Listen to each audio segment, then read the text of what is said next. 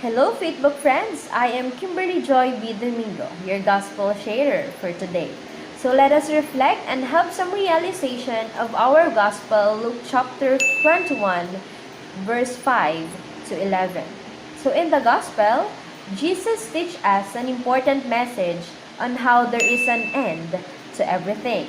So no matter how beautiful or appealing materials things may be, right?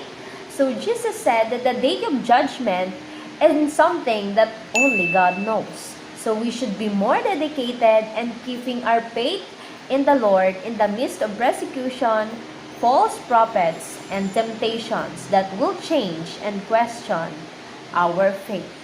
So despite of many challenges and problems that we can encounter in everyday life, as long as we remain steadfast in our faith, let us remember that God will always be with us. So that's all for today's sharing. And don't forget to subscribe on Facebook PH YouTube channel. Download the Facebook app via Google Play Store or App Store.